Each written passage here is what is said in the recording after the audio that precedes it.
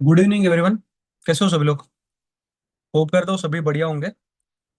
तो last lecture में हमने बेसिक चीज़ें देखी है, जैसे स्टॉक क्या होता है, एनएससी बीएससी क्या होती है, जैसे एक्सचेंज क्या होता है। उसके बाद हमने देखा कि बायर और सेलर के बीच में किस तरीके से ट्रांजेक्शन होता है। उसके बाद हमने देखा डिपॉजिटरीज क्या होती है, कुछ छोटी चीज़ें बेसिक देखिए। तो आज के लेक्चर में हम समझेंगे म्यूचुअल फंड, एसआईपी और उसके साथ साथ फंडामेंटल एनालिसिस कैसे किया जाता है किसी भी पर्टिकुलर स्टॉक का, उसके बारे में। तो उससे पहले मैं सभी लोगों को ये कहना चाहता हूँ, सभी ने नोटबुक और पेन लेके बैठे हो ना सभी लोग? बिकॉज जो यस सर। फंडामेंटल एनालिसिस, हाँ ठीक है। बिकॉज कुछ रेशोज होते हैं जो कि आपको थोड़ा सा नोट डाउन करना पड़ेगा। उसके बाद म्यूचुअल फंड, एसआईपी, ये तो बेसिक चीज है। तो हम स्टार्ट करते हैं म्यूचुअल फंड से। यहाँ पे कितने लोग ऐसे हैं कि जिनको पता है म्यूचुअल फंड क्या है, या फिर कर रहे हैं कोई म्यूचुअल फंड में इन्वेस्टमेंट? कोई है यहाँ पे?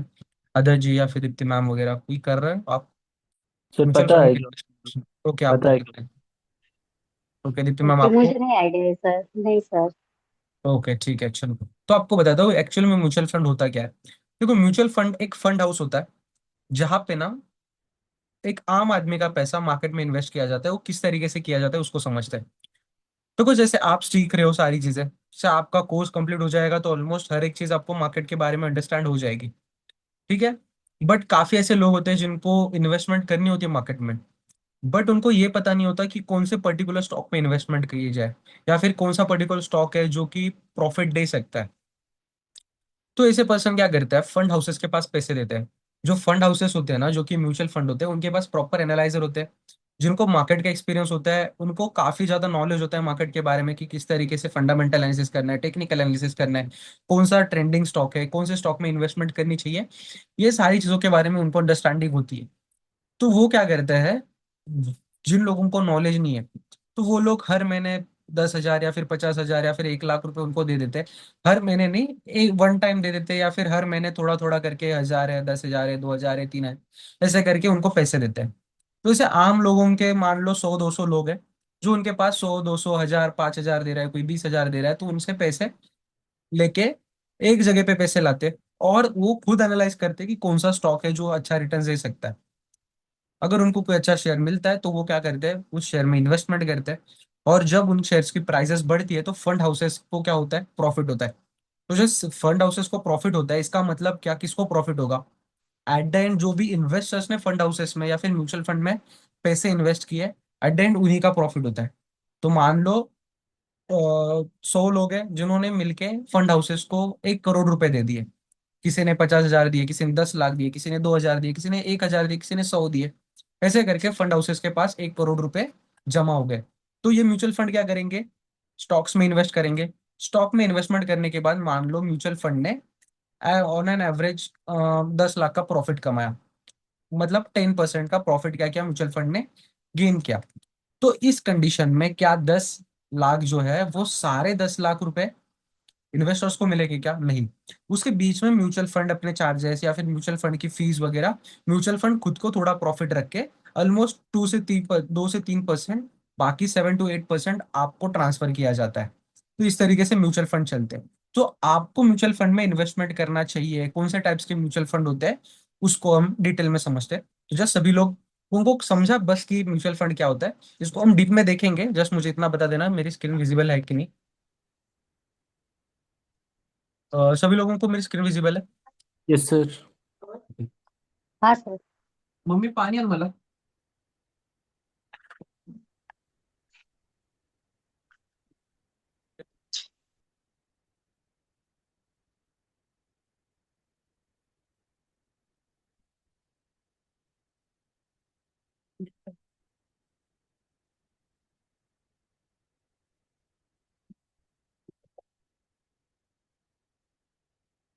तो आज हमारा डे 2 है।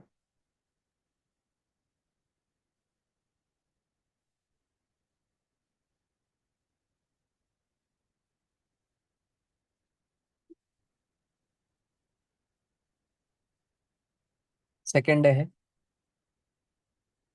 जहाँ पे हम समझेंगे म्यूचुअल फंड, एसआईपी और फंडामेंटल एनालिसिस के बारे में। तो स्टार्ट करते हैं म्यूचुअल फंड से। एक बेसिक मैंने आपको जो स्ट्रक्चर बताया उतना तो समझ आया ना सभी को कि क्या होता है म्यूचुअल फंड। Yes sir. जैसे जैसे टू पर्सन है, इसमें से एक पर्सन ऐसा है जिसको सारी चीजें आती है, उसको पता है कि फंडामेंटल एनालिसिस कैसे करना है, टेक्निकल कैसे करना है, सारी चीजें ऑलमोस्ट पता है।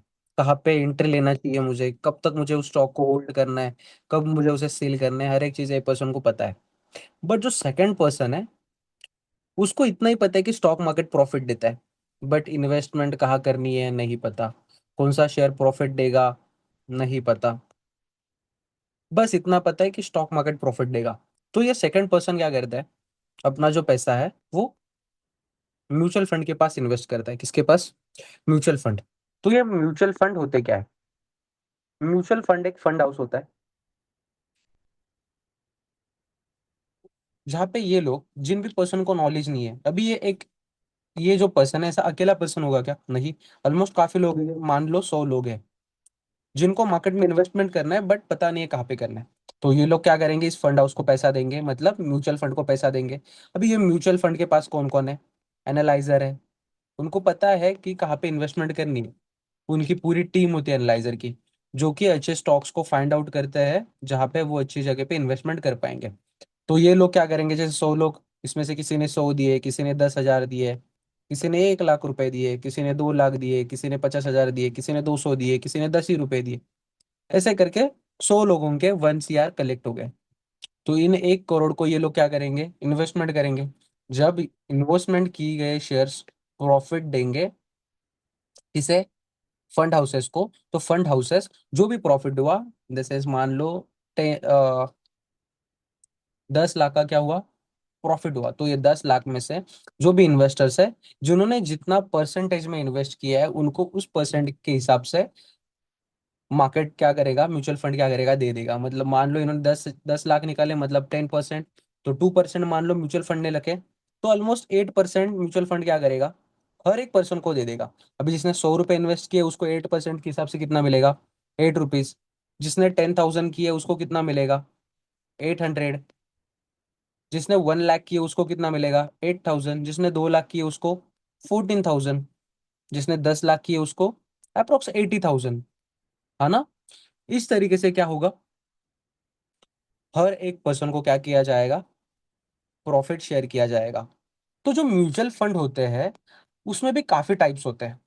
जैसे 4 टाइप्स के म्यूचुअल फंड है, मेनली 3 टाइप्स होते हैं, 4th टाइप ज्यादा वो नहीं होता, जस्ट 3 टाइप समझ लेना।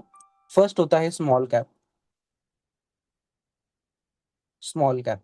सेकंड होता है मिड कैप, और थर्ड होता है लार्ज कैप। अभी इनमें डिफरेंस क्या है, स्मॉल कैप, मिड कैप और लार्ज कैप में? जो स्मॉल कैप म्यूचुअल फंड्स होते हैं, मतलब जो स्मॉल कैप के फंड हाउसेस होते हैं, जो कि स्मॉल कैप के म्यूचुअल फंड होते हैं, वो छोटी कंपनीज में इन्वेस्टमेंट करते हैं। किसमें इन्वेस्टमेंट करेंगे? जो कि छोटी कंपनी है। कैसी कंपनी है? स्मॉल कंपनी है। स्मॉल कंपनी में ये लोग क्या करेंगे, इन्वेस्टमेंट करेंगे। वैसे ही मिड कैप किस में इन्वेस्टमेंट करेगा, करेंगे? मिड कंपनीज में, मतलब जो ज्यादा बड़ी भी नहीं है और ज्यादा छोटी भी नहीं है। लार्ज कैप वाले कहाँ इन्वेस्टमेंट करेंगे? सिर्फ ब्लू चिप कंपनी में। ब्लू चिप मतलब जो भी बड़ी बड़ी कंपनी जैसे रिलायंस है, अंबानी की, अदानी की कंपनीज है, उसमें multinational invest. Company. Right right right right, जो कि बड़ी कंपनीज होती है उसे हम क्या बोलते हैं, ब्लू चिप कंपनीज। तो भी ऑलमोस्ट इनका ना रिटर्न्स देने का भी क्राइटेरिया अलग होता है। देखो, जो स्मॉल कैप म्यूचुअल फंड होते हैं ना, उनके जो रिटर्न्स होते हैं वो ज्यादा होते हैं। क्या होते हैं? रिटर्न ज्यादा होते हैं, बट इसमें जो रिस्क फैक्टर होता है वो भी ज्यादा होता है। अभी बिकॉज ऑफ क्यों?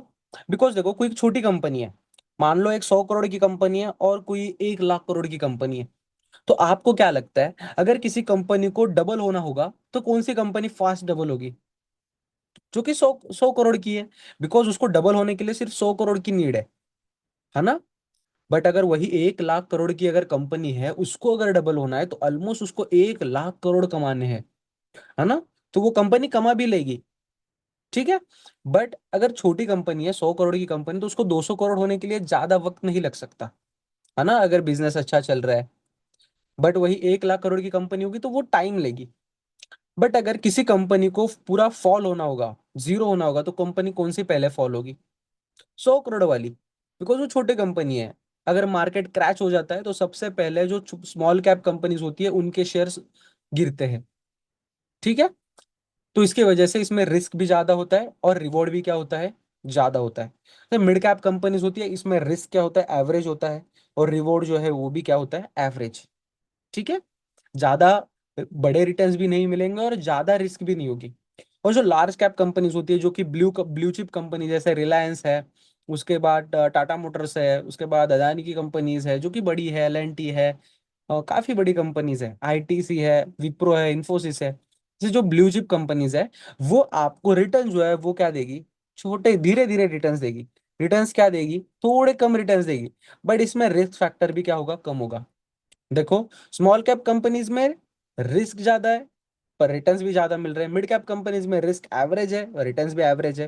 ब्लू चिप कंपनीज में रिस्क बहुत कम है और रिवॉर्ड भी क्या है, थोड़ा सा कम है। तो भाई आपको कौन से म्यूचुअल फंड में इन्वेस्टमेंट करनी चाहिए, तो हम ना जाके देखते हैं पहले कि म्यूचुअल फंड कौन से है और कहाँ पे हमें ज्यादा रिटर्न्स मिल रहे हैं। तो चलो यहाँ पे हम एंजल वन पे चलते हैं, यहाँ पे देखते हैं म्यूचुअल फंड। देखो यहाँ पे म्यूचुअल फंड क्राइटेरिया सेक्टर में आया, यहाँ पे व्यू ऑल पे अगर क्लिक करता हूँ तो यहाँ पे मेरे सामने काफी सारे म्यूचुअल फंड्स आ गए। जैसे फर्स्ट आया है एचडीएफसी का स्मॉल कैप जो कि 22% रिटर्न्स दे रहा है। उसके बाद मोतीलाल ओसवाल का मिड कैप है जो कि 27% दे रहा है। उसके बाद एसबीआई का कॉन्ट फंड है, वो कुछ 20% दे रहा है। एचडीएफसी का मिड कैप है 27%। कॉन्ट का स्मॉल कैप है 24%। निपॉन का स्मॉल कैप है 23। उसके बाद आदित्य आदित्य बिरला सन्स का एक है म्यूचुअल फंड, इक्विटी फंड है, वहाँ पे 28%। SBI 29, Parag Parikh flexi cap 21, Nippon India large cap 19, यहाँ पे 21, 28, 18, 27, 20, 22, 18, 17। मतलब ऑलमोस्ट अगर हम देखेंगे तो ऑन एन एवरेज 22% के आसपास रिटर्न तो मिल रहे हैं। 22, 27, 20, 27, 24, 23, 28, 29, 21, ऑलमोस्ट मतलब 20% के आसपास रिटर्न दे रहे हैं। अभी इसमें अगर आपको अगर कहीं पे इन्वेस्टमेंट करना होगा तो आप कहाँ पे कर सकते हो। देखो, आपका हमेशा ना पोर्टफोलियो डाइवर्सिफाई होना चाहिए। वॉरेन बफेट, पता है किसी को वॉरेन बफे? Yes sir. देखो, वॉरेन बफे वर्ल्ड के सबसे बड़े इन्वेस्टर है। तो वो क्या बोलते हैं पता है क्या, आपका जो पोर्टफोलियो है वो डाइवर्सिफाई होना चाहिए। बिकॉज ऑफ क्यों, आप आपके पैसे को एक ही जगह पे रखोगे। मान लो ये जो ट्रे है, ये पोर्टफोलियो है, और इसमें ना आपने अंडे रख दिए। आपका जो पैसा है वो अंडों की तरह होता है। अगर ये ट्रे अगर गिर गया, मान लो ये अगर ट्रे गिर गया, तो आपका ये जो पोर्टफोलियो है ये पूरा क्या हो जाएगा, फॉल हो जाएगा, पूरे लॉस में चले जाओगे। इसके वजह से एक जगह पे आपकी इन्वेस्टमेंट कभी भी नहीं होनी चाहिए। आपका पोर्टफोलियो डाइवर्सिफाई होना चाहिए। मैं ऐसा कभी नहीं बोलूंगा कि पूरा पैसा स्टॉक मार्केट में लगाओ, सब पैसा म्यूचुअल फंड में लगाओ, ऐसे मत करो। आपका रियल एस्टेट में भी होना चाहिए, म्यूचुअल फंड्स करो, इक्विटी करो, उसके बाद अगर रियल एस्टेट कर रहे हो वो करो, गोल्ड में रखो। काफी सारे सोर्सेस है जहाँ पे आप क्या कर सकते हो, इन्वेस्टमेंट कर सकते हो। ठीक है। और सबसे बड़ी अगर इन्वेस्टमेंट कहीं पे होती है तो वो होती है आपका नॉलेज। कभी भी नॉलेज के ऊपर ज्यादा इन्वेस्टमेंट करो, सीखने के ऊपर ज्यादा फोकस करो। सीखने के ऊपर जितना ज्यादा खर्चा करोगे उतना ज्यादा आप अच्छे अर्न कर पाओगे। ऐसा कभी नहीं होता कि अगर मेरा एज चला गया अभी मैं नहीं सीख पाऊंगा, ऐसा कभी नहीं होता। डेफिनेटली हर एक एज में कुछ अलग चीजें आप ट्राई कर सकते हो। ठीक है। चलो, तो देखो, ऑन एन एवरेज अगर आप पोर्टफोलियो बनाते हो तो आपका मान लो आपने इन्वेस्टमेंट स्टार्ट की 5,000 से। ठीक है। म्यूचुअल फंड्स में एक एग्जांपल बता रहा हूँ, 5,000 से आपने इन्वेस्टमेंट स्टार्ट की, तो आपका पोर्टफोलियो जो है, आपका म्यूचुअल फंड जो है वो डाइवर्सिफाई होना चाहिए। आपका कुछ पैसा जो है वो होना चाहिए लार्ज कैप में, कुछ होना चाहिए मिड कैप में, और कुछ होना चाहिए स्मॉल कैप में। अभी लार्ज कैप में आपका 50% होना चाहिए, मिड कैप में आपका 30% होना चाहिए, और स्मॉल कैप में 20%। 50, 30, 20, ये रूल क्या करोगे, आप फॉलो करोगे। सबसे ज्यादा इन्वेस्टमेंट लार्ज कैप, उसके बाद मिड कैप, उसके बाद स्मॉल कैप। अभी मैं आपको बोल रहा हूँ कि इन्वेस्टमेंट करो म्यूचुअल फंड में, तो म्यूचुअल फंड में इन्वेस्टमेंट करना क्यों इंपॉर्टेंट है, एक मैं आपको बता देता हूँ। चलो यहाँ पे गूगल पे आओ, यहाँ पे हम ना सिंपल सर्च करते हैं एसआईपी कैलकुलेटर, जो कि फर्स्ट लिंक आ जाएगी, ओपन कर लेना कोई भी। एसआईपी कैलकुलेटर पे चले जाना। देखो, एसआईपी जो है ना वो लॉन्ग टर्म का गेम है। इंडिया में सिर्फ और सिर्फ 0.5% लोग ही म्यूचुअल फंड से ज्यादा प्रॉफिट बना पाए अब तक। अभी आप बोलोगे सर 100 लोग इन्वेस्टमेंट कर रहे, 200 लोग जब इन्वेस्टमेंट कर रहे हैं ना म्यूचुअल फंड में, तो उसमें से एक ही बंदा ऐसा है जो कि म्यूचुअल फंड से सबसे ज्यादा रिटर्न्स बना पा रहा है। बिकॉज ऑफ क्यों पता है? म्यूचुअल फंड जो है वो एक लॉन्ग टर्म का गेम है। क्या है? Long term. अगर आप लॉन्ग टर्म के लिए सोच रहे हो म्यूचुअल फंड, तभी करना। बिकॉज म्यूचुअल फंड है, लॉन्ग टर्म में आपको रिटर्न्स देगा। इंडिया में 3 साल से ज्यादा, 3 ईयर से ज्यादा अगर कोई इन्वेस्टमेंट करता है, अगर 100 लोग इन्वेस्टमेंट करते हैं, तो सिर्फ और सिर्फ 2 लोग ऐसे होते हैं जो कि 3 साल से ज्यादा म्यूचुअल फंड में एसआईपी करते हैं। मतलब इतना भी लोगों के पास पेशेंस नहीं है। 3 साल में 98% लोग अपनी एसआईपी को ब्रेक कर देते हैं, सिर्फ 3 साल के अंदर। और लोगों को ऐसे लगता है कि हम म्यूचुअल फंड में प्रॉफिट नहीं बना पा रहे। देखो यहाँ पे मैं बता देता हूँ। मान लो ऑन एन एवरेज, अभी आप इंडिया में रहते हो तो ऑन एन एवरेज सैलरी लोगों की 22 to 25 के आसपास होती है। हम अगर मान ले सिर्फ 20% या फिर 25% आप मार्केट में इन्वेस्ट कर रहे हो आपकी सैलरी का, जो कि सेव करना काफी इंपॉर्टेंट है। मान लो 25%, मतलब अप्रोक्स आप 5 से 6 हजार मार्केट में क्या कर रहे हो, 6,000 मान लो आप इन्वेस्टमेंट कर रहे हो मार्केट में। कितने? 6,000। अभी मैंने जैसे आपको बताया, स्टॉक मार्केट जो है वो क्या है, लॉन्ग टर्म का गेम है। ऑन ऑन एन एवरेज आपने रिटर्न्स जो देखे वो कितने दे रहा था? ऑन एन एवरेज हमने रिटर्न्स देखे वो कुछ 20-22% के आसपास दे ही रहा है ना। हर एक म्यूचुअल फंड दे रहा है, देखो यहाँ पे 20% दे रहा है, 22% दे रहा है, 27, 30, 24, 27, 23, 29, 21, मतलब 28, अप्रोक्स 22 ले लेते हम। ठीक है, ऑलमोस्ट 22% के आसपास रिटर्न तो हर एक म्यूचुअल फंड दे ही रहे। तो हम 22 ले लेते हैं। कितना? 22। अभी मान लो हम ने 1 साल इन्वेस्टमेंट किया, तो हमारी इन्वेस्टमेंट होती है 72,000 और रिटर्न्स मिलते हैं 9,000। अभी आप बोलोगे सर 70,000 इन्वेस्टमेंट करके सिर्फ 9 ही तो हजार मिल रहे हैं, इतना तो बैंक भी देगा हमें, है ना? दे सकते हैं ना बैंक। Yes but sir. मैंने क्या बताया, म्यूचुअल फंड जो है वो लॉन्ग टर्म का गेम है। मान लो आप इसी को 2 साल होल्ड करते हो, तो फर्स्ट ईयर सिर्फ 9% के रिटर्न थे, सेकेंड ईयर रिटर्न देखो कितने हैं, ऑलमोस्ट 39। मतलब सेकेंड ईयर में आपको 30% रिटर्न मिले। 30% मतलब अप्रोक्स 30,000 के रिटर्न मिले आपको सेकेंड ईयर में। फर्स्ट ईयर में सिर्फ 9%, सेकेंड में 30%। थर्ड ईयर में देखो आपके रिटर्न्स, आपकी इन्वेस्टमेंट 2,33,000, रिटर्न्स 96,000, ऑलमोस्ट 3,30,000 बन रहे हैं। सिर्फ 6,000 इन्वेस्ट कर रहे हो आप। जैसे मैंने आपको बताया लॉन्ग टर्म का गेम है, तो जस्ट आप इसको 10 साल के लिए होल्ड कर लेते हो मार्केट को। कितने? सिर्फ 10 साल तक आपकी इन्वेस्टमेंट होती है 10,000 और रिटर्न्स 23,000, ऑलमोस्ट 33,000।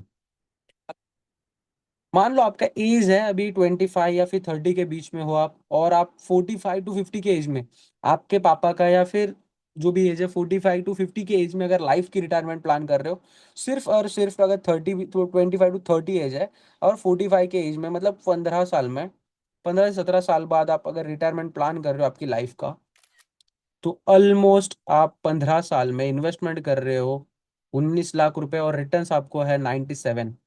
19 लाख रुपए इन्वेस्टमेंट करके 97 लाख रुपीज का रिटर्न्स, ऑलमोस्ट 1 CR प्लस। अभी आप बोलोगे सर वो टाइम के 1 करोड़ मतलब आज के टाइम के कितने, है ना? बोल सकते हो ना आप। देखो इंडिया में इन्फ्लेशन रेट जो है वो, इन्फ्लेशन पता है ना सभी को, इन्फ्लेशन क्या होता है? Yes sir. ओके, इन्फ्लेशन मतलब महंगाई। हर साल इंडिया में कितने परसेंट से महंगाई बढ़ रही है, मतलब हर एक प्रोडक्ट का एक एवरेज निकलता है, जिसको हम इन्फ्लेशन बोलते हैं, कि हर एक प्रोडक्ट का ऑन एन एवरेज प्राइस कितने परसेंट से बढ़ता है। ऑलमोस्ट इंडिया में इन्फ्लेशन जो है वो 6% के आसपास है। कितना?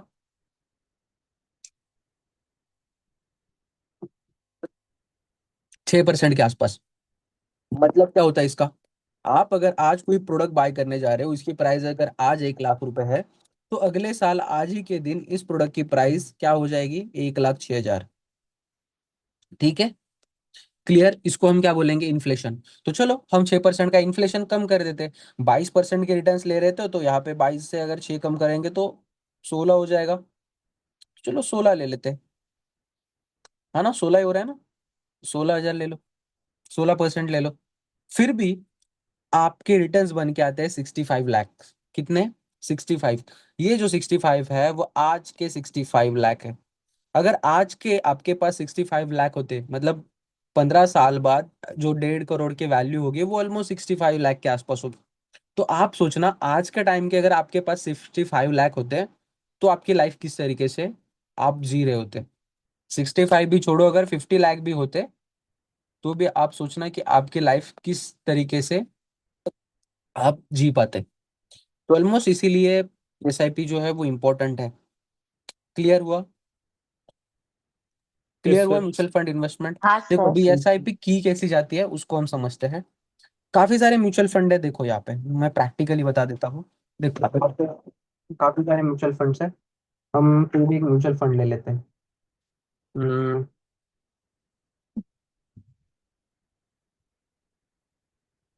देखो यहाँ पे एचडीएफसी का स्मॉल कैप है। ये देखो परक पारिक का फ्लेक्सी कैप जो म्यूचुअल फंड है वो एक अब तक बहुत अच्छे रिटर्न्स दिए है ये परक पारिक के फ्लेक्सी कैप म्यूचुअल फंड में। ठीक है, एचडीएफसी का स्मॉल कैप है, उसके बाद एचडीएफसी का लार्ज कैप है। ये तो दो चार म्यूचुअल फंड है जो कि बहुत अच्छे रिटर्न्स दे रहा है। अभी पराग पारिक को हम देखते हैं, बहुत अच्छा म्यूचुअल फंड है, काफी साल से बहुत अच्छा परफॉर्मेंस कर रहा है। इन फ्यूचर भी काफी अच्छा परफॉर्मेंस कर सकता है। मान लो यहाँ पे मुझे इन्वेस्टमेंट स्टार्ट करने, तो मैं क्या करता हूँ, यहाँ पे देखो, यहाँ पे मुझे ये भी दिखता है कि कितने लोग ऐसे हैं कि जिन्होंने इसमें इन्वेस्टमेंट किया है। 45,000 लोग ऐसे हैं, 45,000 लोग ऐसे हैं कि जिन्होंने इस म्यूचुअल फंड में क्या किया है, इन्वेस्टमेंट करके रखी है। तो चलो अगर मुझे करनी होगी तो मैं कैसे करूंगा। यहाँ पे सिंपली मैं क्या करता हूँ, इन्वेस्ट नाउ के ऊपर क्लिक करूंगा। इन्वेस्ट नाउ, इन्वेस्ट नाउ के ऊपर जैसे मैं क्लिक करता हूँ, जस्ट वन सेकंड,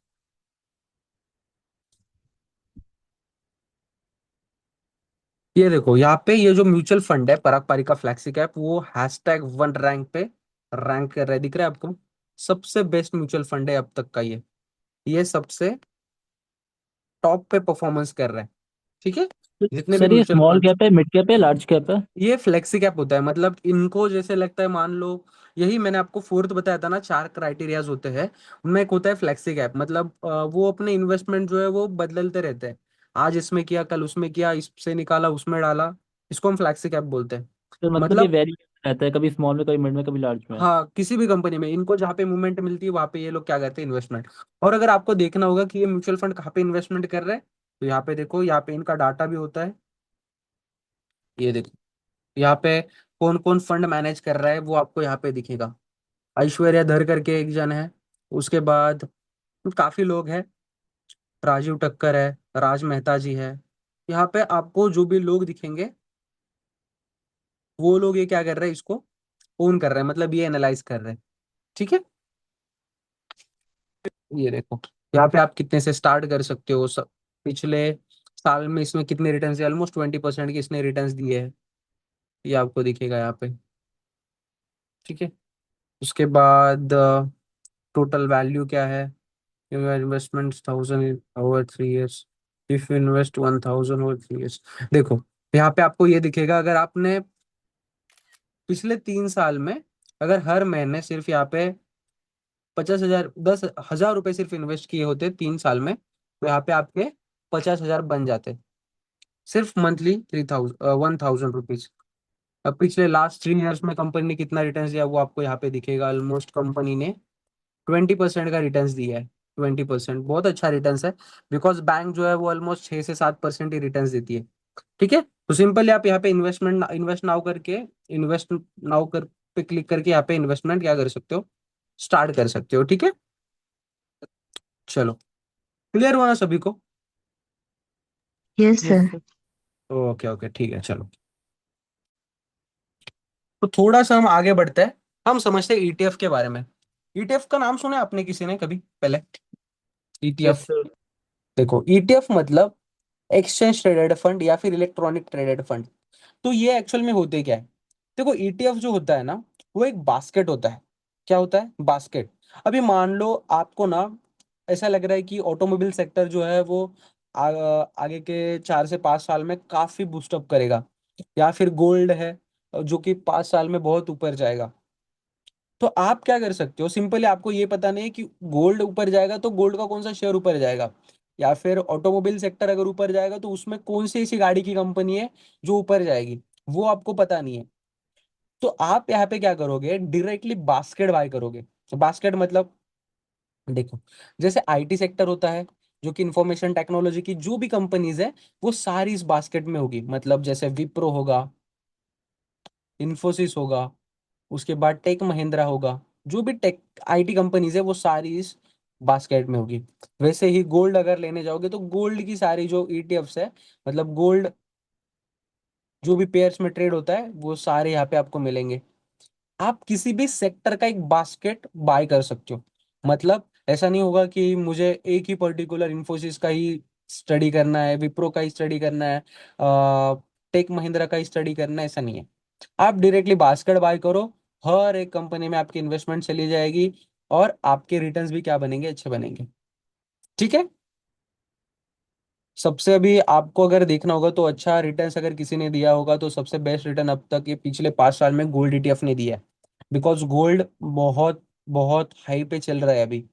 देखो, और गोल्ड की ईटीएफ बाय करना थोड़ा बेटर क्यों है आपको मैं वो बता देता हूँ।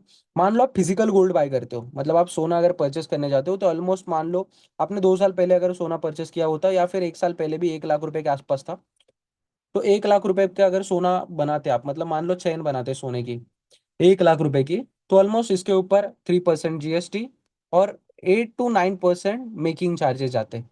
मतलब ऑलमोस्ट 11%, है ना। 11%, मतलब आपने चेन बनाई कितने में, 1,11,000 में। उसके बाद आज सोने की वैल्यू चल रही है 1,20,22,000 के आसपास, 23,000 के आसपास।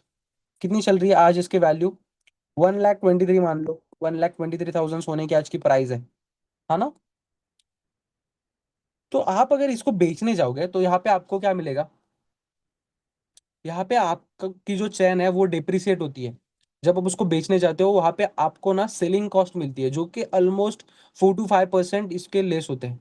अब इसके 5% लेस करोगे मतलब ऑलमोस्ट 6 to 7,000 इसके लेस होंगे, 6,000 मान लो इसके लेस हो गए। ठीक है। तो आप अगर इसको बेचने जाओगे तो ऑलमोस्ट इसको बेचोगे सिर्फ और सिर्फ 1 लाख 15-16 थाउजेंड के आसपास, 1,14-15 हजार के आसपास। अभी आप बोलोगे कि मैंने 1 लाख रुपए पे सोना था तब बाय किया था, अभी 1,20,000 1,30,000 चल रहा है, मैंने 30,000 प्रॉफिट में हूँ, वैसे नहीं है। आपने बाय किया था तो उसके लिए मेकिंग चार्जेस दिए थे 7-8%, जीएसटी पे किया था। उसके बाद आपने जब उसको बेचने गए आप तो फिर से आपको वहां पे सेलिंग कॉस्ट अलग आई। ठीक है। तो मतलब 1,11,000 में बाई किया, 1,15,000 में सेल किया, तो सिर्फ आपने 4,000 का ही प्रॉफिट बनाया। अभी आप बोलोगे सर हमने पहना ना वो, हाँ बट अच्छी बात है आपने पहना वो, बट अगर आप इन्वेस्टमेंट के लिए देख रहे हो तो आप ईटीएफ बाय कर सकते हो। अगर ईटीएफ बाय करते हो तो 1 लाख में ऑलमोस्ट जितना सोना आता है उतना ही आपको मिलेगा। और जब आप बेचने जाओगे तो यही प्राइस में बिकेगा, यहाँ पे जीएसटी भी नहीं जाएगा, मेकिंग कॉस्ट भी नहीं जाएगा। ठीक है। यहाँ पे देखो, यहाँ पे अगर आप जाते हो तो यहाँ पे काफी सारे आपको ये मिलेंगे गोल्ड ईटीएफ। ये देखो, काफी गोल्ड ईटीएफ है यहाँ पे। ठीक है। दिख रहे हैं आपको, टाटा गोल्ड ईटीएफ है जो कि अभी 61 रुपीज का चल रहा है, तो आप किसी भी ईटीएफ को क्या कर सकते हो, बाय कर सकते हो। ठीक है। चलो, देखो यहाँ पे आपको ये बता रहा है कि वेन यू इन्वेस्ट सिर्फ 150 ओवर 1 ईयर, अगर आपने सिर्फ 150 रुपए पर मंथ इन्वेस्टमेंट करते तो आपके 2,500 बन जाते 1 साल में। तो भी सिर्फ अपने को इतना इन्वेस्टमेंट नहीं करना, 150 रुपए पर मंथ। ठीक है। थोड़ा ज्यादा इन्वेस्टमेंट करो, 150-200 रुपए से कुछ नहीं होता। क्लियर हुआ सभी को, अभी ईटीएफ समझे सभी को क्या होता है। Yes sir. चलो, तो भी हम स्टार्ट करते हैं फंडामेंटल एनालिसिस के बारे में।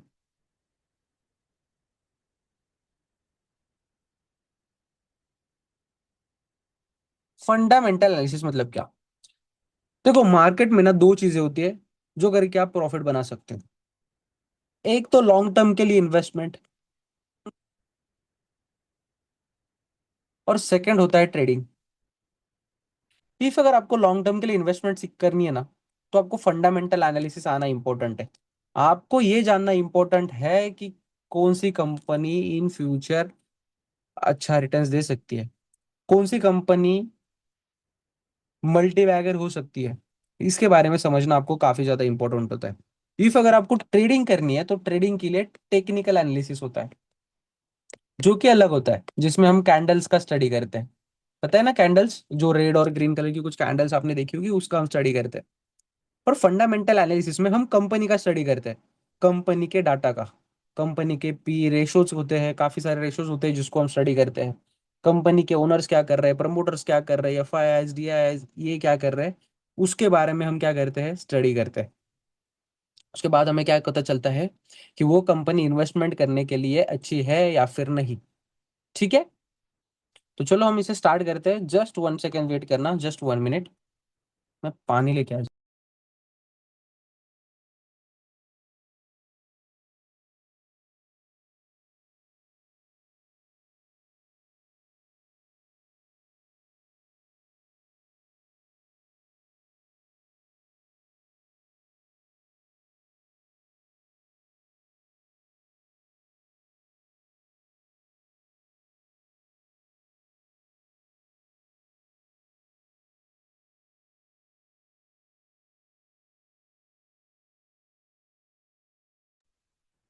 स्क्रीन विजिबल है ना मेरी? Yes sir. ओके ओके ठीक है चलो। तो फंडामेंटल एनालिसिस में हम ये देखते हैं कि कंपनी का डाटा, कंपनी क्या सेल्स कर रही है, कंपनी प्रॉफिट बना रही है कि नहीं बना रही, कंपनी के प्रमोटर्स क्या कर रहे हैं, कंपनी के जो इन्वेस्टर्स है बड़े बड़े वो कंपनी को किस तरीके से देख रहे हैं। ठीक है, इसके बारे में हम स्टडी करते हैं। तो हमें ना कुछ रेशोज देखने होते हैं, जैसे पी रेशो होता है। मैं आपको बड़े बड़े नाम नहीं बताना चाहता, सिंपल करके आपको एक्सप्लेन करूंगा जो कि आपको समझ आएगा। कुछ बड़े नाम नहीं बताऊंगा, बट इतना समझना कुछ रेशोज होते हैं जो कि आपको देखने होते हैं। फर्स्ट होता है पी रेशो। पी मतलब price to earning ratio. Price to earning ratio मतलब क्या होता है इसका, कि आप उस पर्टिकुलर कंपनी को 1 रुपए कमाने के लिए कितने पैसे देते हो, या फिर वो कंपनी 1 रुपए कमाने के लिए कितना खर्चा कर रही है। ठीक है, आप उस कंपनी को 1 रुपए कमाने के लिए कितने पैसे दे रहे हो। अभी मान लो अगर कोई कंपनी है जिसका पी रेशो 200 का है, मतलब क्या, कि आप उस कंपनी को 1 रुपए कमाने के लिए 200 रुपए दे रहे हो। अभी आप एक सिंपल चीज सोचना कि एक छोटी सी चाय की जो टपरी होती है ना, वहां पे जो चाय बेचता है ना इंसान, वो अगर 100 रुपए इन्वेस्ट करता है ना दूध शक्कर और चाय पत्ती में, तो उससे वो 200 बना लेता है। मतलब उसको 1 रुपए कमाने के लिए खर्चा कितना आया, सिर्फ 1 रुपए। तो इसका सबसे अच्छा पी रेशो है ना। तो अगर कोई बड़ी कंपनी है तो उसका पी रेशो भी थोड़ा सा तो कम होना चाहिए ना। इतना 200 होना चाहिए क्या? नहीं। मतलब मान लो अगर किसी कंपनी का पी रेशो 95 है, इसका मतलब क्या, वो कंपनी 1 रुपए कमाने के लिए 95 रुपीज खर्चा करे, या फिर आप उस कंपनी को 95 रुपीज पे कर रहे हो कि वो कंपनी 1 रुपए कमाए। ठीक है, तो किसी भी कंपनी का पी रेशो जो है वो ऑलमोस्ट 100 रुपए से कम होना चाहिए। कितने से? 100 रुपए से क्या होना चाहिए, कम होना चाहिए। जितना ज्यादा कम रेशो होगा उतनी ज्यादा वो कंपनी बेटर होगी, बिकॉज उतने कम प्राइस में, जितना कम पैसा लगा के अगर कोई कंपनी ज्यादा प्रॉफिट बनाएगी तो बेटर है ना। अगर किसी कंपनी का पी रेशो 30 रुपए है तो बहुत अच्छा है। बट सिर्फ बैंकिंग कंपनीज को छोड़ के किसी भी कंपनी में आप अगर देखते हो पी रेशो, तो वो 100 रुपए से कम होना चाहिए। देखो बैंक जो होती है वो लेंडिंग और बोरोइंग पे चलती है, मतलब वो लोन देते हैं और क्या करते हैं, पैसे कलेक्ट करते हैं, तो उनको इंटरेस्ट भी पे करना होता है। तो वहां पे उनकी जो कॉस्ट होती है वो थोड़ी ज्यादा होती है। तो बैंकिंग सेक्टर की कंपनीज को छोड़ के जो भी बाकी के सेक्टर्स है उनका पी रेशो आपको क्या देखना है, 100 रुपए से क्या होना चाहिए, कम होना चाहिए। हाँ ठीक है, क्लियर सभी को? उसके यस बाद सर। आपको देखना होता है बुक वैल्यू। बुक वैल्यू मतलब क्या? बुक वैल्यू मतलब मान लो एक कंपनी है जिसकी वैल्यूएशन है 200 करोड़, और उसकी वैल्यूएशन छोड़ो अभी, उसके शेयर की प्राइस मान लो 200 रुपए है। कितनी है? 200 रुपए। तो अगर कभी ये कंपनी अगर बंद पड़ गई, तो इनका बिजनेस ही नहीं चला, तो ऐसा हो सकता है ना, कोई भी बड़ी कंपनी होने दो, फिर भी ऐसा हो सकता है कि कोई ऐसा दिन आएगा गलती से उनसे कुछ बड़ी मिस्टेक हो गई, कुछ पॉलिसी चेंज हो गई, उसकी वजह से कंपनी पूरी कोलैप्स हो गई। बड़ी बड़ी कंपनी हो जाती है कभी कभी। अगर आपने कुछ अच्छी कंपनीज में इन्वेस्टमेंट करके रखा है फिर भी वो कंपनी पूरी लॉस में चली गई, तो आपको कंपनी क्या देगी? ये 200 रुपए जो आपने उस कंपनी में इन्वेस्ट करके रखे हैं, उनके शेयर अगर 200 रुपए का एक शेयर है, तो वो कंपनी आपको क्या देगी? कुछ तो देना चाहिए ना कंपनी ने। जैसे कंपनी के एसेट्स होते हैं, कंपनी की लैंड एंड बिल्डिंग्स होती है, कंपनी की मशीनरीज होती है, काफी चीजें होती है कंपनी के पास। तो ये जो सारी चीजें हैं इनको बेच के कंपनी के जो डेटर्स है, क्रेडिटर्स है, इनको सब लोगों से पैसा बोरो करके कंपनी आपको कितना पे कर सकती है इफ अगर कभी कंपनी बंद भी हो जाए। तो ऑलमोस्ट आपने 200 इन्वेस्ट किए तो एटलीस्ट 100 रुपए तो आने चाहिए ना आपको। मान लो आपका 50% लॉस हो गया, 100% में से आप 50% लॉस बेयर भी कर सकते हो। मान लो 1 लाख रुपए इन्वेस्ट किया आपने, तो उसमें से आप 50,000 रुपए अगर चले भी जाएंगे तो भी आप उसमें कुछ ये नहीं हो रहा आपको, बट एटलीस्ट 50% तो आनी चाहिए। तो जो कंपनी की बुक वैल्यू है वो आपको ये बताती है कि कंपनी अगर कभी बैंक करप्ट हो जाए, मतलब कभी कंपनी बंद भी पड़ जाए, तो आपको पर शेयर कितने मिलेंगे। ठीक है, मान लो अगर किसी कंपनी की बुक वैल्यू जो है वो 200 रुपए है, इसका मीनिंग ये होता है अगर कंपनी बंद पड़ गई तो आपको फिर भी पर शेयर के 200 रुपए मिलेंगे। ठीक है, तो जितनी शेयर की प्राइस है, मान लो 400 रुपए शेयर की प्राइस है और बुक वैल्यू 200 है, तो ये हमारे लिए ठीक है, बिकॉज 400 रुपए से आधा ही प्राइस है, तो एटलीस्ट आधे पैसे तो हमें मिलेंगे। बट अगर शेयर प्राइस मान लो 1,000 रुपए है और बुक वैल्यू सिर्फ 200 है, तो अगर 1,000 रुपए के सिर्फ 200 ही मिलेंगे तो ये अच्छा है क्या? नहीं। तो आप ऐसी कंपनी में थोड़ा सा अवॉइड करोगे इन्वेस्टमेंट करने के लिए। ठीक है, जो ब्लू चिप कंपनीज होती है उनका बुक वैल्यू जो होता है वो कभी इतना डिफरेंस नहीं होता, ऑलमोस्ट आधा होता है। ठीक है, और अगर आधे से ज्यादा है तो और बेटर है, बहुत बेटर है। ठीक है, everyone clear? Yes yes sir. Sir. चलो, उसके बाद ना दो तीन चीजें होती है जो कि आपको देखनी होती है, DII और FII। तो ये कौन होते हैं इनके बारे में आपको बताऊंगा मैं। तो चलो पहले ना इनके बारे में हम समझते हैं, उसके बाद में जस्ट हमारा टॉपिक 2 मिनट के लिए सिर्फ साइड में रखना, जस्ट मैं इनको एक्सप्लेन कर देता हूँ। एक रिटेलर, देखो जैसे हम मार्केट में आते हैं ना, जैसे आप मार्केट में आ रहे हो, मैं मार्केट में आ रहा हूँ, वैसे काफी लोग होते हैं जो मार्केट में आते हैं। ठीक है, तो वो कौन कौन ऐसे लोग हैं जो मार्केट में आते हैं? तो फर्स्ट होता है रिटेलर, सेकंड होता है HNI, थर्ड होता है DII, और फोर्थ होता है FII। तो ये चार लोग मार्केट में होते हैं, मतलब ये चार इन्वेस्टर होते हैं मार्केट में। अभी रिटेलर कौन? रिटेलर मतलब वो इंसान जिनके पास 100-200 रुपए से लेके 1-2 करोड़ के आसपास तक क्या है, कैपिटल है इन्वेस्टमेंट करने के लिए, उन्हें हम क्या बोलेंगे? रिटेलर। तो हम सभी लोग एक रिटेलर कैटेगरी में आते हैं। उसके बाद आते हैं HNI, हाई नेटवर्थ इंडिविजुअल्स या फिर हाई नेटवर्थ इन्वेस्टर्स। इसके नाम में ही देखो, हाई नेटवर्थ इंडिविजुअल्स, इंडिविजुअल मतलब खुद का पैसा, या फिर हाई नेटवर्थ इन्वेस्टर्स मतलब खुद का पैसा वो क्या कर रहे हैं? इन्वेस्ट कर रहे हैं। जिनके पास 1-2 करोड़ से लेके 300-400 करोड़ के आसपास पैसे होते हैं, और वो भी खुद के पैसे, उनको हम क्या बोलते हैं? हाई नेटवर्थ इंडिविजुअल्स, मतलब जो कि खुद का पैसा इतना बड़ा मार्केट में इन्वेस्ट कर रहे हैं। आपको कोई नाम पता है किसी को कि कौन है क्या आपके इसमें देखा हुआ, आपने सुना है कि हाँ ये बड़ा इन्वेस्टर है इंडिया का? सर हर्षद मेहता। राइट, और अभी लेटेस्ट में? सर एक रिसेंट में थे वो, उनकी अभी डेथ हो गई थी 2-3 ईयर से 4। Right right right, Rakesh Jhunjhunwala ji. Yes sir. Okay, और राधा किशन दमानी पता है? Yes sir, yes sir. Right, जो डीमार्ट के ओनर है, राधा जी जी किशन सर। दमानी, वो भी एक बहुत बड़े इन्वेस्टर थे एक टाइम पे। जब हर्षद मेहता वगैरह वो जो थे, वो टाइम से ही इन्वेस्टर्स है। राधा किशन दमानी, उसके बाद जो हमारे हर्षद मेहता है, राकेश झुनझुनवाला जी है, विजय केडिया है, काफी लोग हैं जो कि HNI है, खुद का बड़ा पैसा मार्केट में इन्वेस्टमेंट कर रहे हैं। ठीक है, उसके बाद होते हैं DII। DII मतलब कौन? Domestic institutional investors. DII मतलब कौन? Domestic institutional investors. इसको लिख के ले लो, ये जो लोग बता रहा हूं मैं इसको लिख के ले लो। DII मतलब डोमेस्टिक इंस्टीट्यूशनल इन्वेस्टर्स। ये ना क्या करते हैं? लोगों का पैसा मार्केट में इन्वेस्ट करते हैं, खुद का पैसा करते हैं क्या? नहीं। किन का पैसा करते हैं मार्केट में इन्वेस्टमेंट? लोगों का। तो ऐसे कौन लोग हैं DII में, कौन कौन आते होंगे? आपको क्या लगता है कौन ऐसे लोग हैं जो कि मार्केट में लोगों का पैसा इन्वेस्ट कर रहे सर LICs। हैं? राइट, और?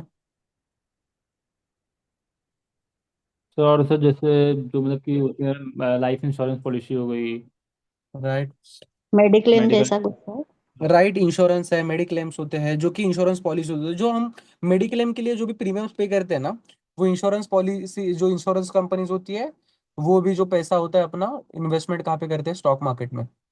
उसके बाद आप कोई जॉब पे जाता होगा तो आपके अकाउंट से पीएफ कटता होगा, प्रोविडेंट फंड। Yes sir. तो वो भी कहाँ पे इन्वेस्ट होता है? स्टॉक मार्केट में।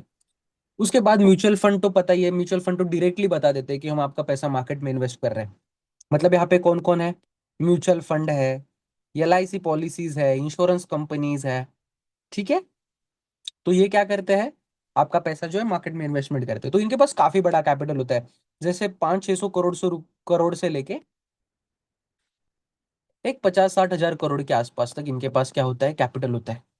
तो भाई आप एक चीज सोचना, अगर कोई इतनी बड़ी अगर मार्केट में इन्वेस्टमेंट करेगा तो मार्केट थोड़ा सा तो मूव करेगा ना। अभी देखो, मार्केट जो चलता है ना वो चलता है बायर और सेलर से। अगर डिमांड और सप्लाई से चलता है। डिमांड अगर इंक्रीज होती है, अगर किसी भी सिंपल अगर किसी भी चीज को देखोगे तो हर एक प्रोडक्ट का अगर प्राइस बढ़ता है तो इसी की वजह से बढ़ता है, डिमांड और सप्लाई की वजह से। अगर किसी प्रोडक्ट की डिमांड बढ़ती है तो ऑटोमेटिकली उसकी प्राइस भी बढ़ना स्टार्ट होती है। अगर किसी प्रोडक्ट की अगर डिमांड डिक्रीज होती है, मतलब उसकी अगर सेलिंग स्टार्ट होती है, अगर उसमें जो सेलर्स है वो अगर बढ़ जाते हैं तो ऑटोमेटिकली उसकी प्राइस क्या होती है? डिक्लाइन होना स्टार्ट होती है। ठीक है। तो जब मार्केट में डीआईआईज बहुत बड़ी इन्वेस्टमेंट स्टार्ट करते हैं तो मार्केट ना अब चला जाता है, और डीआईआई जब इन्वेस्टमेंट निकालना स्टार्ट करते हैं तो मार्केट क्या होता है? फॉल होता है। उसके बाद आते हैं एफआईआई, फॉरेन इंस्टीट्यूशनल इन्वेस्टर्स। अभी डीआईआई कौन थे? डोमेस्टिक, मतलब इंडिया के इंस्टीट्यूट है ना। ये जो म्यूचुअल फंड है, एलआईसीज है, इंश्योरेंस कंपनीज है, ये तो इंडिया के है। पेंशन पॉलिसीज है, पीएफ जाता है, इंडिया के है। बट जो एफआईआईज है वो कहाँ के होंगे? फिर इंडिया छोड़ के बाहर की जितनी भी कंट्रीज होती है उन्हें हम क्या बोलते हैं? FII, foreign investment. जो कि बाहर के देश से पैसा आता है उन्हें हम क्या बोलेंगे? Foreign investment. अभी बाहर के देश के जो इन्वेस्टर्स होते हैं जब इन्वेस्टमेंट करते हैं तो वो बहुत बड़ा पैसा इन्वेस्ट करते हैं।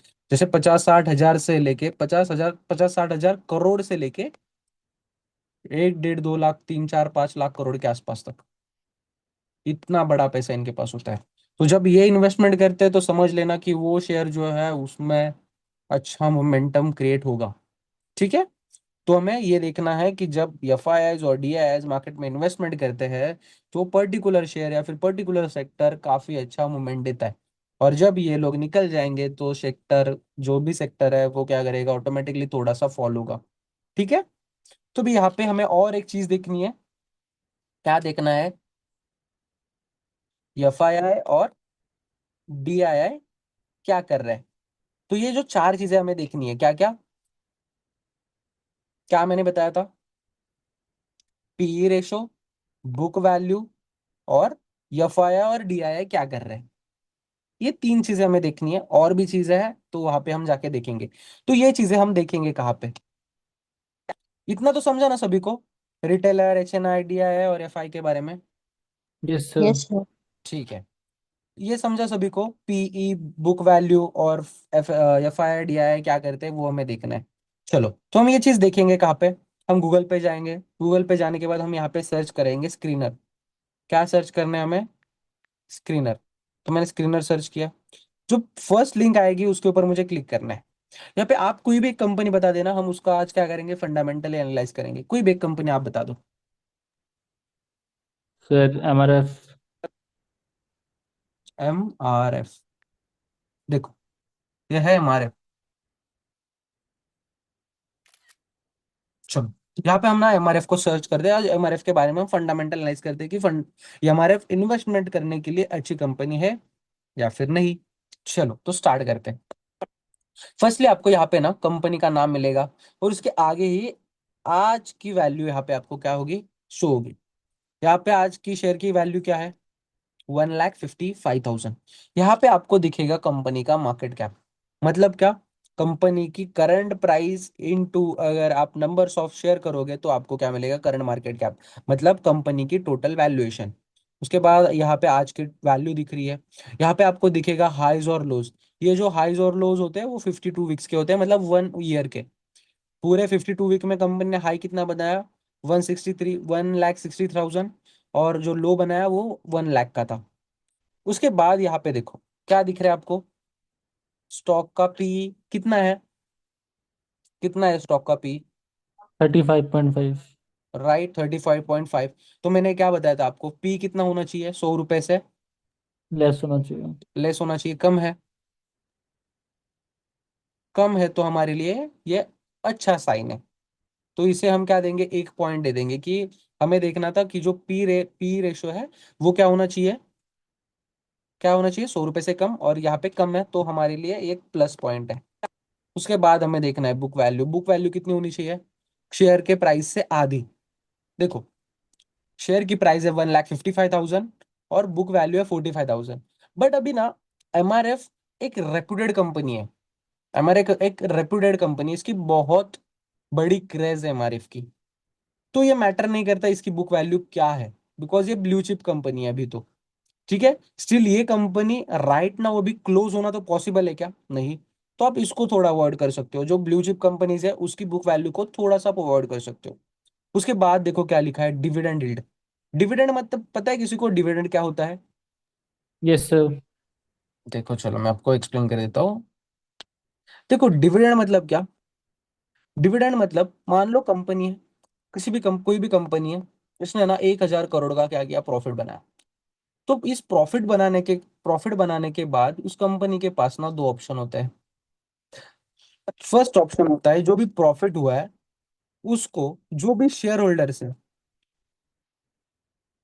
उनमें क्या किया जाए, इक्वली बांट दिया जाए। और सेकंड ऑप्शन होता है जो भी प्रॉफिट है उसको फिर से कंपनी में री इन्वेस्ट करके कंपनी को ही ग्रो किया जाए। जब कंपनी प्रॉफिट ना अपने शेयर होल्डर्स में बांटती है तो इसको हम क्या बोलते हैं, डिविडेंड बोलते हैं। ठीक है, जब कंपनी अपने प्रॉफिट्स को शेयर होल्डर्स में बांटती है तो इसे हम क्या बोलेंगे, डिविडेंड। ठीक है, चलो। तो इफ अगर कंपनी डिविडेंड दे रही है तो भी अच्छी बात है, अगर नहीं दे रही तो भी कोई बात नहीं, बिकॉज कंपनी अपने आप में ही पैसा इन्वेस्ट करके खुद को और ग्रो करेगी। ठीक है, तो इसमें कुछ ये नहीं होता कि कंपनी कुछ ये कर रही है या फिर नहीं। उसके बाद हमें देखना है आरओसी। आरओसी में सिखाते वक्त बताऊंगा, आरओई देखते हैं हम। आरओई मतलब रिटर्न ऑन इक्विटी, मतलब शेयर्स के इक्विटी में शेयर्स ने कितना प्रॉफिट दिया है। ऑलमोस्ट प्रॉफिट 10% के आसपास है तो ठीक है फिर भी। ठीक है, ऑलमोस्ट 10% है, ऑलमोस्ट अपना प्रॉफिट जो है वो ऑलमोस्ट 12 से 20-22% के आसपास होना चाहिए।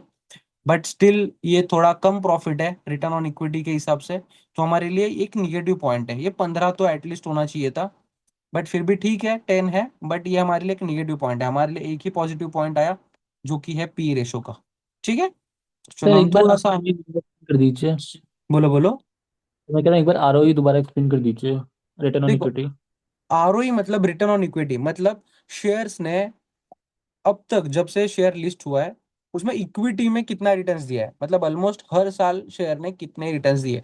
हर साल ऑलमोस्ट शेयर ने, अगर एवरेज निकालो जब से इन्वेस्ट शेयर लॉन्च हुआ है तब से हर साल 10% के एवरेज रिटर्न्स दिए, इसका ये मीनिंग होता है। बट ये बहुत कम रिटर्न्स है, ऑलमोस्ट इसके जो रिटर्न्स होते हैं वो ऑलमोस्ट एक 14 to 20% के आसपास होने चाहिए, 14 से 15% के आसपास। तो ये हमारे लिए एक निगेटिव पॉइंट है, बिकॉज यहाँ पे 10 है, यहाँ पे ऑलमोस्ट 14 तो होना चाहिए था एटलीस्ट। ठीक है, चलो थोड़ा सा हम आगे बढ़ते हैं। देखो यहाँ पे ना आपको दिखेंगे प्रोज और कॉन्स, कंपनी के बारे में अच्छी चीजें और कंपनी के बारे में बुरी चीजें। अभी आपको यहाँ पे कंपनी के बारे में अच्छी चीजें एक भी नहीं दिख रही होगी और बुरी चीजें काफी दिख रही है। तो चलो हम देखते हैं कि क्या क्या बुरी चीजें हैं। Stock is trending trading at 3.39 times it's book value. देखो मैंने आपको अभी बताया कि कंपनी जो है उसकी बुक वैल्यू क्या है, बहुत कम है।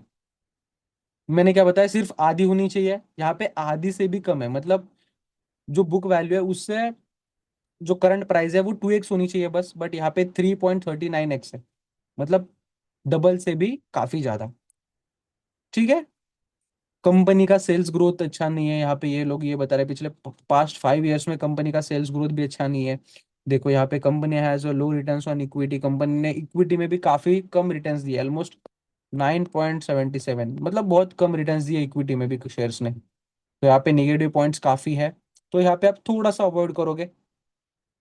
देखो, तो यहाँ पे उसके बाद हमें देखना है, सेक्टर वाइज एनालाइज करना है कि अपने सेक्टर में जो भी सेक्टर की कंपनी है, अपने सेक्टर में कंपनी क्या परफॉर्मेंस कर रही है। तो चलो हम देखते हैं एमआरएफ को।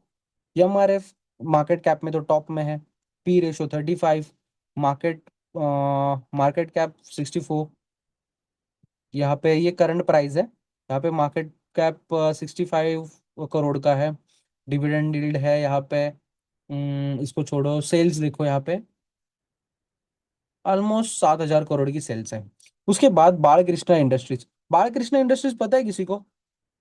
जेके टायर्स और बालकृष्णा इंडस्ट्रीज आज के टाइम पे काफी टॉप पे चल रही है। बालकृष्णा इंडस्ट्रीज नाम से थोड़ा सा ओल्ड लग रहा होगा, बट बालकृष्णा इंडस्ट्रीज काफी अच्छा मैन्युफैक्चरर है और काफी लीडिंग कंपनी बन रहा है बालकृष्णा इंडस्ट्रीज।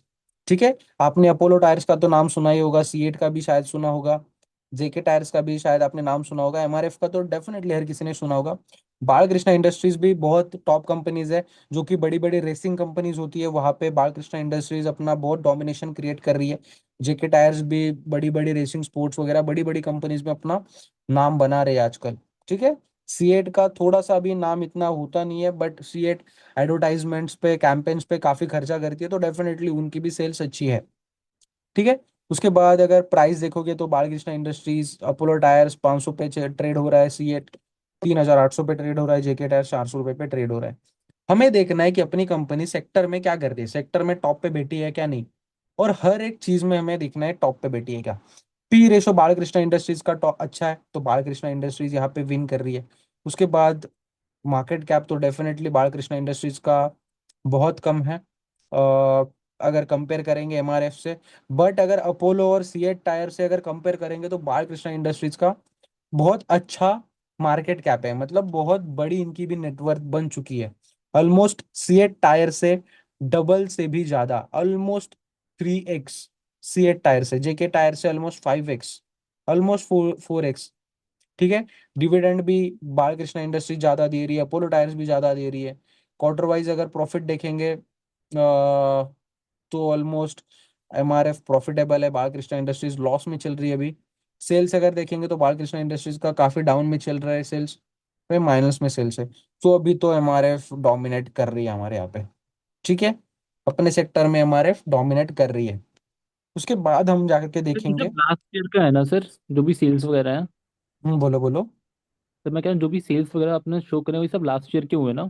हाँ नहीं नहीं नहीं, ये करंट, ये जो होता है सेल्स, ये जो ये यहाँ पे ये जो दिख रहा है ना, ये वाला सेल्स बोल रहे हो आप? फिर जैसे ये इसमें लास्ट, हाँ हाँ हाँ हाँ, ये क्वार्टर का सेल होता है, क्वार्टर वाइज ना, सेल्स होता है। लास्ट लास्ट क्वार्टर जो भी हुआ आठ, होगा ना, अच्छा लास्ट अच्छा, क्वार्टर का सेल है ये, मतलब 3 महीने का सेल है ये। Okay okay got it sir. ठीक है, यहाँ पे देखो, ये सेल्स यहाँ पे मैटर नहीं करता, सेल्स हम यहाँ पे देखेंगे। ये देखो, यहाँ का सेल्स छोड़ो, यहाँ पे हम सेल्स देखेंगे। यहाँ पे ईयरली सेल्स आपको दिखे, क्वार्टर वाइज सेल्स आपको दिखेंगे। ठीक है, ईयरली सेल्स भी देख सकते हो यहाँ पे। तो हम देखते हैं यहाँ पे कि परफॉर्मेंस किस तरीके से हो रहा है। चलो यहाँ पे देखेंगे 2017 में, जस्ट ये भी यहाँ पे ऐसे अच्छा अच्छे से दिखेगा। कंपनी का जो सेल्स है वो ईयर ऑन ईयर इंक्रीज हो रहा है या फिर नहीं, उसके बारे में हम देखते हैं। चलो, 2017 में कंपनी का सेल जो है वो ऑलमोस्ट 13,000 करोड़ के आसपास था। मार्च में सेल्स बढ़ा 14,000 करोड़, 2019 में सेल्स बढ़ा 16,000 करोड़, 20 में सेल्स बढ़ा ऑलमोस्ट 200 करोड़ ही बढ़ा। 2021 में सेल्स अप्रोक्स एवरेज था। 2022 में सेल्स बढ़ा डायरेक्ट 19,000 करोड़। 23 में सेल्स बढ़ा, 25 में सेल्स, 24 में सेल्स बढ़ा, 25 में सेल्स बढ़ा, और 2025 में अप्रोक्स ये हो सकता है। ठीक है, मतलब अब तो ईयर क्लोज होने के लिए ऑलमोस्ट अभी भी एक 4 to 5 मंथ्स है ना। और अब तक कंपनी ने 29,000 करोड़ का सेल्स कर चुका है। मतलब ये साल कंपनी का जो प्रॉफिट है वो काफी अच्छे में क्लोज होने वाला है एमआरएफ का। देखो, 2014 में ऑलमोस्ट 900 करोड़ की प्रॉफिट बनाए थे, 17 में 1,500 करोड़, उसके बाद 1,100 करोड़, 1,100 करोड़, 1,400 करोड़, 1,200 करोड़, 600, 700, 200, 2,000 करोड़, 1,800 करोड़, और अभी 1,800 करोड़ कमा चुके हैं। तो ऑलमोस्ट सेल्स तो ईयर ऑन ईयर बढ़ रही है। ये जो वक्त था 2020 में, जहाँ पे कोविड आया था, वो टाइम पे भी कंपनी स्टिल अच्छा सेल्स कर रही थी। अभी ये जो 2022-23 है, यहाँ पे कॉम्पिटिटर्स काफी ज्यादा बढ़ गए हैं, जैसे मैंने आपको बताया बालकृष्णा इंडस्ट्रीज, सीएट टायर है, उसके बाद अपोलो टायर्स है, वो भी बहुत ज्यादा डोमिनेशन कर रहे हैं। इसकी वजह से सेल्स जो है वो थोड़ा सा कम ज्यादा हो रहा है। ठीक है, तो ऑलमोस्ट फिर भी कंपनी अच्छी परफॉर्मेंस कर रही है अभी तो। उसके बाद हमें सबसे इम्पोर्टेंट होता है देखना, क्या मैंने बताया था, प्रमोटर्स और उसके साथ साथ एफआईआई और डीआईआई क्या कर रहे हैं। चलो हम देखेंगे प्रमोटर्स क्या कर रहे हैं। प्रमोटर्स मतलब कंपनी के ओनर्स।